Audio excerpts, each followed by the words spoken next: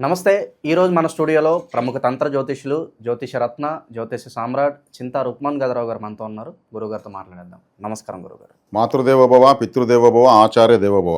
గురుగారు, వృషభ రాశి వాళ్ళు వాళ్ళ జాతకంతో సంబంధం లేకుండా ఎలాంటి ఆలయ పరిహారాలు, ఎలాంటి జీవిత పరిహారాలు వాళ్ళు పాటించడం ద్వారా ఏదన్నా ఇబ్బందులు ఉన్నా కూడా వాళ్ళ జీవితం కాస్త మెరుగవడానికి ఆస్కారం ఉంటుందంటారు?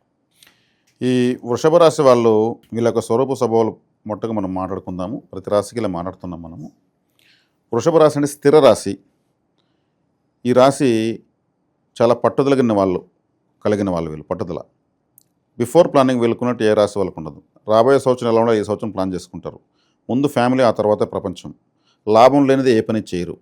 వీళ్ళు పుట్టిన తర్వాత వీళ్ళ తండ్రికి అభివృద్ధి ఉంటుంది, కానీ న్యూట్రల్గా ఉంటారు. తండ్రితో మాత్రం అఫెక్షన్గా ఉంటారు. ఒకవేళ తల్లిదండ్రులు దూరంగా ఉన్నా ఆశ్చర్యం లేదు. ఎందుకంటే ఈ నక్షత్రం, ఈ రాశిలో ఉన్నటువంటి రోహిణి నక్షత్రంలో పుట్టిన వెంటనే శ్రీకృష్ణుల వారి తల్లిదండ్రులు దూరం గెలిపారు. ఆయన పుట్టిన తర్వాతనే వాళ్ళకు కూడా విముక్తి వచ్చింది. అందుకే తల్లిదండ్రులకు మంచి స్థితిగతులు పెరుగుతాయి. వీళ్ళు ఖచ్చితంగా ఉంటారు. ప్రతి చిన్న విషయాన్ని కూడా గట్టిగా పట్టుకుంటారు. ఒక విధంగా వీళ్ళని ఇంట్లో వాళ్ళు పెద్ద సొనా కూడా అనుకునేదానికి అవకాశం ఉంది. ఏదన్నా ఒక వస్తువు తీసుకుంటే చిన్న గీత ఉంటే కూడా ఇది వద్దు, నాకు వేరే ఇవ్వు, ఆ గీత అనేది ఉంది, మేము ఇచ్చే డబ్బు ఇస్తున్నాం, మరి మాకెందుకు అది ఉండాలి, ఎలా ఉంది అలాగని 1-4 సార్లు చెక్ చేసి తీసుకుంటారు. అది కరెక్టే. కానీ అన్ని సందర్భాల్లో అదేమవుతుంది, వీళ్ళు తేగలేమనిపిస్తుంది అనమాట. కాబట్టి వీళ్ళు అంత కరెక్ట్గా ఉంటారు, అంత బిఫోర్ ప్లానింగ్తో ఉంటారు, ఫ్యామిలీకి మొదటి ప్రాధాన్యత ఇస్తారు. వీళ్ళు లైబ్రరీలో మెంబర్షిప్ తీసుకుంటే చాలు, వెళ్ళాల్సిన పని కూడా లేదు. లైబ్రరీలో మెంబర్షిప్ అనేది వీళ్ళు బలపడతారు. ఎందుకంటే 5వ స్థానాధిపతి బుధుడు అంటే లైబ్రరీ డాక్యుమెంట్, ద్వితీయాధిపతి కూడా ఆయనే. ఆ లైబ్రరీకి ఏదైనా వీళ్ళు ఫర్నిచర్ రెడీ చేసి ఇవ్వడము, ఫ్యాన్ రెడీ చేసి ఇవ్వడము, అక్కడ ఇంకా బుక్స్ కొని ఇవ్వడము, ర్యాక్స్ కొని ఇవ్వడము, పెయింటింగ్స్ కొట్టి ఇవ్వడము, ఇవన్నీ చేస్తాం, డబ్బులు వస్తూ ఉంటుంది వీళ్ళకు.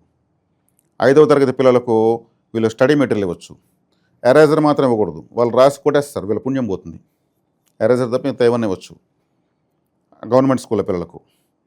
ఇది చాలా ప్రత్యేకమైన, చాలా తెలివితేటలు, మంచి ఇంటెలిజెంట్ వీళ్ళు. బిఫోర్ ప్లానింగ్ ముందుగానే ఉండేవాళ్ళు వీళ్ళు.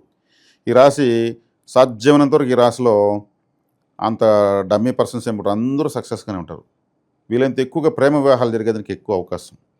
రోహిణిలో పుట్టిన శ్రీకృష్ణుడికి 8 మంది భార్యలు, అదేవిధంగా 16,000 మంది గోపికలు అంటారు. ఆయన మునిగి తేలాడు స్త్రీలోలత్వంలో అని కూడా మనకు తెలిసిందే. అంటే ఆయనకి ఆ నక్షత్ర ప్రభావం రోహిణి నక్షత్రంలో పుడితే చంద్రదశలో పుడతారు, తర్వాత కుజమహాదశ పెడుతుంది, తర్వాత రాహుదశ పెడుతుంది. రాహు యుక్త వయసులో ఉన్నప్పుడు రాహుదశ వస్తే ఖచ్చితంగా లవ్ మ్యారేజ్ అవుతుంది. ఖచ్చితంగా. అంటే ఆ దశలు పోయి వీళ్ళ యొక్క పెండ్లీడి వయసుకు వచ్చేకాడ రాహుదశ ఉంటుంది, ఖచ్చితంగా లవ్ మ్యారేజ్ అవుతుంది. రాహు వచ్చేకాడికి అరేంజ్ మ్యారేజ్కి పెద్దగా మొగ్గు చూపడు, లవ్ మ్యారేజ్కి మొగ్గు చూపుతాడు. కాబట్టి వీళ్ళకు లవ్ మ్యారేజ్ జరిగేదని బలం ఎక్కువ అని చెప్పడానికి కారణం ఇదే. యుక్త వయసు వచ్చినప్పుడు సాధ్యమైనంత వరకు వీళ్ళకు మన రాహుదశ పెట్టడమే.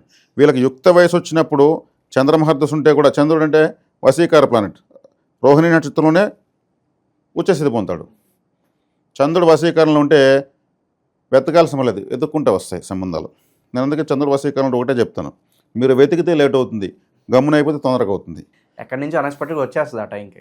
అందచందాలతో సంబంధం లేదు, వీళ్ళకి కండ్లు బాగుంటాయి, కండ్లకే ఆకర్షణ శక్తి ఎక్కువ. కాబట్టి ఇది వీళ్ళ యొక్క ప్రత్యేకతలు. మంచి రాశి. సాధ్యమైనంత వరకు వీళ్ళ కింద పడితే కూడా మళ్ళీ అంతకన్నా వేగంగా పుంజుకుని సెటిల్ అయిపోతారు. విదేశీ ప్రయాణాలు వీళ్ళకి కలిసే రావు. విదేశాల్లో పోయి సెటిల్ అవ్వాలంటే వీళ్ళకి చాలా కష్టం. ఇంకా వీళ్ళు పోయి టూర్లాగా పోయి రావాల్సిందే, కానీ అక్కడ పని చేసినా ఇక్కడ పని చేసినా రెండో ఒకటే, ఆడ 10 రూపాయలు ఇక్కడ 1 రూపాయి రెండో ఒకటే అనేది చెప్పే వాళ్ళంతా వృషభ రాశులు. తర్వాత వీళ్లకు లాభస్థానం ఉండే మీనరాశిని వీళ్ళు బలపరుచుకుంటే వీళ్ళకు లాభాలు అనేవి పెరిగేదానికి అవకాశం ఎక్కువ. మీనరాశి అనేది దాని పేరే మీనం, వీళ్ళ యొక్క లాభస్థానం. కాబట్టి వీళ్ళు చేపలు తినకూడదు, వీళ్ళ లాభాన్ని వీళ్ళు తిన్నట్టు అవుతుంది. ఇంకా చేపలు కావాలంటే మార్కెట్లో వీళ్ళు 1 కేజీ కొనుక్కొని లైవ్ ఫిషెస్ బతుకుండేవి మళ్ళీ నీళ్ళలో వదులుతూ ఉండొచ్చు, వీళ్ళు లాభాలు పెరుగుతుంటాయి. చేపలు నీళ్ళలో వెళ్తే మాకెట్ లాభాలు వస్తాయంటే నమ్మలేని వాళ్ళు గమనైపోండి. దానికి ప్రాణభిక్ష పెట్టినట్టే, మళ్ళీ పునర్జీవితం ఇచ్చినట్టు. దాన్ని ఇంకోటినే పట్టుకుంటే అది మీకు సంబంధం లేదు. తర్వాత వీళ్ళు మత్స్యావతారం, మహావిష్ణు మత్స్యావతారం ఎత్తాడు, ఆ ఫోటోని వీళ్ళు ఆరాధించవచ్చు, ఆలయానికి వెళ్ళొచ్చు. మత్స్యావతారం ఎక్కడుందంటే చిత్తూరు జిల్లాలో చిత్తూరు, తిరుపతి, పుత్తూరు, నారాయణవనం, పిచ్చాటూరు దాటిన తర్వాత నాగలాపురంలో మత్స్యనారాయణ స్వామి యొక్క ఆలయం ఉంది. సగం వరకు మహావిష్ణువు చేప అవతారంతో ఇలా ఉంటాడు. అక్కడికి టీటీడీ వాళ్ళు కూడా టీటీడీ ప్యాకేజ్ టూర్లో బాగా తీసుకెళ్తారు. నేను కూడా ఎన్నోసార్లు వెళ్ళిన ఆలయంలో. అద్భుతమైన మత్స్య అవతారం. ఆలయానికి వెళ్ళే అవకాశం ఉంటే వెళ్ళొచ్చు. మత్స్య పురాణం చదవచ్చు. చేపలను వీళ్ళు ప్రాణభిక్ష పెట్టచ్చు. చేపలు వీళ్ళు తినకూడదు. తింటే కూడా వీళ్ళకి లాభాలు తగ్గుతాయి. వీళ్ళు అలవాటు చేసుకున్న రిజల్ట్ చూస్తారంటే కంటిన్యూ చేసుకోవచ్చు. అదేవిధంగా లాభస్థానంలో నడి నక్షత్రమైనటువంటి ఉత్తరాభాద్ర నక్షత్రాన్ని వీళ్ళు బలపరచుకోవడం వల్ల వీళ్ళు బాగా డెవలప్ అవ్వచ్చు. ఉత్తరాభాద్ర నక్షత్రంకి అధిదేవత కామధేను. కామధేను ఉత్తరాభాద్ర నక్షత్రం పుట్టింది కాబట్టి గోసేవ అధికంగా చేయొచ్చు. అదేవిధంగా వీళ్ళు వృషభం, వీళ్ళు రాసే వృషభం, ఇది కూడా గోవే. ఇక్కడ ఎద్దు వస్తుంది, అక్కడ ఆవు వస్తుంది. కాబట్టి గోసేవ చేయొచ్చు. గోవులకు ఎక్కువగా ఆహారం ఇవ్వచ్చు. అంటే దానం ఇవ్వాల్సిన వస్తువు ఏది? పశుగ్రాసము.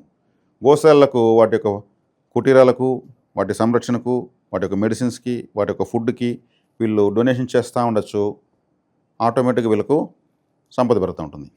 మీనరాశి అంటే గురుగ్రహంది. గురువారం గురుహోరలో గోవులకు ఆహారం డొనేట్ చేయొచ్చు. కనెక్టివిటీ కరెక్ట్గా ఉంటుంది. కాబట్టి గోశాలకు ఎక్కువ వెళ్ళి వీళ్ళు టైం స్పెండ్ చేయొచ్చు. అట్టా పార్కుకి వెళ్దామనే దానికన్నా ఆ గోశాల ముందర కూర్చుందామనే కాబట్టి వీళ్ళు వెళ్ళచ్చు. అదేవిధంగా మత్స్యావతారానికి చేపలు తినకపోవడము, వాటిని నీళ్ళలో వదలడము లాంటివి కూడా వీళ్ళు చేయొచ్చు. ఇది వీళ్ళకు ఆలయ పరిహారం ఎత్తుకుంటే గోశాల వీళ్ళకి ఆలయం. వస్తువు దానం ఎత్తుకుంటే పశుగ్రాసం గోశాలకు ఇచ్చేటువంటి డబ్బులే వీళ్ళకు దానం. ఇంకా వైద్య సేవ తీసుకుంటే వీళ్ళు గోవులకు చెప్పాను మెడిసిన్స్, గోవుల యొక్క మెడిసిన్స్కి డబ్బులు ఇవ్వచ్చు. చెప్పచ్చు ఆవుల మెడిసిన్స్కి మేము కడుతున్నాము, ఫుడ్కి కడుతున్నాము, వాటికి అదనంగా కుటీరాలు వేసేదానికి కడుతున్నాము, వాటికి అన్ని రకాల సంరక్షణకు కడుతున్నాము. గోసేవ విశేషంగా వీళ్ళు చేసుకుంటూనే ఉండొచ్చు లైఫ్ టైం. ఆ బ్రీతింగ్లోకి వెళ్ళిపోవాలి. ఈ పరిహారం వీళ్ళకి చక్కగా పనిచేస్తుంది. తర్వాత వీళ్ళకు ఈ రాశిలో ప్రారంభమైన నక్షత్రాలు కృత్తిక, రోహిణి, మృగశిర, ఈ 3 నక్షత్రాలు. కృత్తిక నక్షత్రానికి 6వ నక్షత్రమైనటువంటి సాధన తార కృత్తిక, రోహిణి, మృగశిర, ఆరుద్ర, పునర్వసు, పుష్యమి.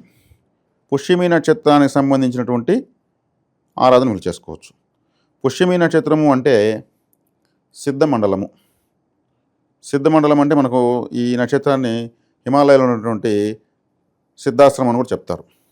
గురువులంతా అందులోనే ఆ సిద్ధాశ్రమంలో ఉంటారని. పుష్యమి నక్షత్రానికి బలం ఎక్కువ అనేసి. అందుకే దేవగురువు పుట్టిన నక్షత్రం కూడా అదే. కాబట్టి పుష్యమి నక్షత్రం చాలా పవిత్రమైనది, చాలా గొప్పది. ఒక వివాహం తప్ప మిగతా అన్ని శుభ కార్యక్రమాలు చేస్తారు. గురు పుష్యార్క యుగము, రవి పుష్యార్క యుగం అంటారు. ఆదివారం పుష్యమి నక్షత్రం, గురువారం పుష్యమి నక్షత్రం చాలా శక్తివంతమైనది. మూలికలన్నీ కూడా ఆ నక్షత్రం తీస్తే చాలా ప్రయోజనకరంగా ఉంటాయన్నమాట. కాబట్టి ఈ పుష్యమి నక్షత్రం ఉన్న రోజు వీళ్ళు ఏదైనా ముఖ్యమైన పనులు చేసుకోవచ్చు. సిద్ధ గురువులందరూ ఉన్నటువంటి ఫోటోని, హిమాలయ గురువులు, పరమ గురువులంతా ఉన్న ఫోటోని వీళ్ళు పెట్టుకోవచ్చు. ఎవరైనా గురువులను వీళ్ళు ఆరాధించవచ్చు. సాధు సన్యాసులను, బైరాగులను, అవధూతలను, పీఠాధిపతులను, మఠాధిపతులను వీళ్ళు అనుసరించవచ్చు. పుష్యమి నక్షత్రము యోగ నక్షత్రం సాధన తారగా వచ్చింది కాబట్టి ఇది వీళ్ళకు కృత్తిక నక్షత్రం వాళ్ళకు పుష్యమి నక్షత్రం యొక్క ఆరాధన. ఇక రోహిణి నక్షత్రం వాళ్ళకు పుష్యమి తర్వాత ఆశ్లేష నక్షత్రము వీళ్ళకు సాధన తార. ఆశ్లేష నక్షత్రం అంటే ఆదిశేషుడి నక్షత్రము. ఆదిశేషుడు ఎక్కడున్నాడు? శేషాచల పర్వతము, తిరుమల పర్వతమే ఆదిశేషుడు యొక్క స్వరూపము. శేషాచల పర్వతం ఆశ్లేష నక్షత్రం. ఆశ్లేష నక్షత్రం తిరుమలకు వెళ్తే వీళ్ళకు మంచి పనులు జరిగిపోతాయి. తిరుమలకు ఎప్పుడుంటప్పుడు వెళ్ళకూడదు వీళ్ళు. ఆశ్లేష నక్షత్రం ఆ పర్వతం ఎక్కుతారు. వెంకటేశ్వర స్వామి దర్శించారా లేదా తర్వాత విషయం. ఆ పర్వతం ఎక్కారా, ఆ నక్షత్రం ఉన్నప్పుడు ఆ బ్రీతింగ్లో ఉన్నారా, చాలు వీళ్ళ పనులు అవ్వడం ప్రారంభమవుతాయి. కాబట్టి ఆదిశేషుడి పైన పడుకున్న మహావిష్ణువుని ఆరాధించడం చాలా శ్రేయస్కరము. ఆదిశేషుడి పైన ఎక్కడ పడుకున్నాడు మహావిష్ణువు? తిరుపతిలోనే గోవిందరాజ స్వామి టెంపుల్లో పడుకున్నాడు. శ్రీరంగంలో రంగనాయకులుగా పడుకున్నాడు. త్రివేంద్రంలో అనంత పద్మనాభ స్వామి పడుకున్నాడు. మైసూరు దగ్గర శ్రీరంగపట్నంలో పడుకున్నాడు. ఈ టెంపుల్స్కి ఆశ్లేష నక్షత్రం రోజు వెళ్ళొచ్చు. కాబట్టి నిలుచుకున్న మహావిష్ణువు కన్నా ఆదిశేషుడి పైన పడుకున్నటువంటి మహావిష్ణువుని ఆశ్లేష నక్షత్రం రోజు వీళ్ళు దర్శించవచ్చు. ఆశ్లేష నక్షత్రం అంటే పుట్ట, పాముల పుట్ట. వీళ్ళు ఒక పుట్టను కూడా ప్రదర్శనలు చేస్తూ ఆశ్లేష నక్షత్రం రోజు పాలు పోయచ్చు, పుట్టకు ఆరాధన చేయొచ్చు. ఎవరు? రోహిణి నక్షత్రం వాళ్ళు. తర్వాత వీళ్ళకు మృగశిర నక్షత్రం వాళ్ళు. మృగశిర నక్షత్రం వాళ్ళకు మకా నక్షత్రం సాధన తార. మకానిషన్ సాధన తరంలో ఏమవుతుంది, పితృదేవత ఆరాధన చేయడము, వాళ్ళ తాత ముత్తాతలు ఉంటే ఇష్టంగా పోయేసి వాళ్ళకి ఏదైనా తినిపించడము, కొనివ్వడం. మా తాతకు అది తీయిచ్చా, మా తాతకు ఇది ఇచ్చాను, తాతకు మెడిసిన్స్ కావాలి తెచ్చి తాతకు తాతలకు అవ్వలకు సేవలు చేస్తూ ఉంటే చలివేలకు వీళ్ళకి సాధన తార కిందకు వస్తారు. బ్రతుకున్నారనుకుని తాత అవ్వలు ఉన్నారనుకోండి, వీళ్ళు హ్యాపీగా సేవ చేయొచ్చు. వాళ్ళ కాళ్ళు ఒత్తడము, వాళ్ళకి కథలు చెప్పడం, వాళ్ళు చెప్తే వినడము, ఆ బ్రీతింగ్ లెక్క మకా నక్షత్రంలోకి వెళ్ళిపోయినట్టు లెక్క. కాబట్టి మృగశిర నక్షత్రం వాళ్ళు మకా నక్షత్రం రోజు ముఖ్యమైన పనులు చేసుకోవచ్చు. తాత అవ్వ బతుకుంటే వాళ్ళకి సేవ చేయొచ్చు, వాళ్ళ ఆశీర్వాదం తీసుకోవచ్చు. లేదంటే వాళ్ళకి ఏదన్నా వాళ్ళ పేరు తలుచుకుని డొనేషన్లు చేయొచ్చు. మా అవ్వ పేరుతో కడుతున్నాను, ఉండేలో డబ్బులు ఇచ్చు, ఇవన్నీ చేయొచ్చు. ఖచ్చితంగా సక్సెస్ అవుతారు. ఈ విధంగా వృషభ రాశి వాళ్ళు తమ యొక్క లాభస్థానాన్ని బలపరచుకోవడము, తత్సంబంధమైనటువంటి పరిహారాలు చేసుకోవడము, ఆరాధన చేసుకోవడము, 6వ నక్షత్రాన్ని బలపరచుకోవడం వల్ల ఇటు సాధన చేసేటువంటి ప్రయత్నించేటువంటి పనులన్నీ లాభకరంగా మారుతాయి. ఇది వీళ్ళు చేసుకోవాల్సి. ముఖ్యమైన పనులు ఏదన్నా ఉంటే పలానా రోజు మొదలు పెడితే బాగుంటుందని ఏదన్నా ఉంటుందా గురుగారు వీళ్ళు ప్రత్యేకంగా? అదేగా చెప్తున్నాను, వీళ్ళు సాధన తారం వచ్చిన రోజు ఆటోమేటిక్ చేసుకునేచ్చు. ఆ రోజే వీళ్ళకు ముఖ్యమైన రోజు. సో ఆ తార వచ్చినప్పుడు అలాగని పర్టికులర్ రోజు అలా ఏమి ఉండదు వీళ్ళు? అట్టనేమి ఉండదు, నక్షత్రమే ఇది ఇంపార్టెంట్. తారక తీసుకుంటున్నాము, ఇక్కడికి వచ్చి ఇక్కడ లాభస్థానానికి 3 రకాల పరిహారాలు తీసుకుంటున్నాము: వైద్య సేవ, ఆహారం సేవ, ఆలయ సేవ. కాబట్టి అవి ఎలా చేసుకోవాలి, ఇవి ఎలా చేసుకోవాలి చెప్తున్నాం. ఇక్కడ నక్షత్రానికి ప్రాధాన్యత, అక్కడ వచ్చి ఇక్కడ 3 రకాల యాక్టివిటీస్కి ప్రాధాన్యత. ఇప్పుడు చూసినటువంటి ప్రతి రాశికి 6వ నక్షత్రము ఎలా ఫాలో కావాలి, 11వ స్థానాన్ని ఎలా బలపరచుకోవాలనేటువంటి విషయాన్ని నేను 12 రాశులు చెప్పడం జరిగింది. ఇది వ్యక్తిగత జాతకంలో ఈ ఫలితాలు మీకు అన్వయం కాకపోతే మీరు జాతకం చూపించుకుంటే మీకు జాతకంలో ఏ విధమైనటువంటి పరిహారాలు వస్తాయనేది జాతకం ద్వారా పరిశీలన చేసి చెప్పడం జరుగుతుంది. ఇది జాతకం లేని వాళ్ళకి మాత్రమే ఇది మీరు ఫాలో కావచ్చు.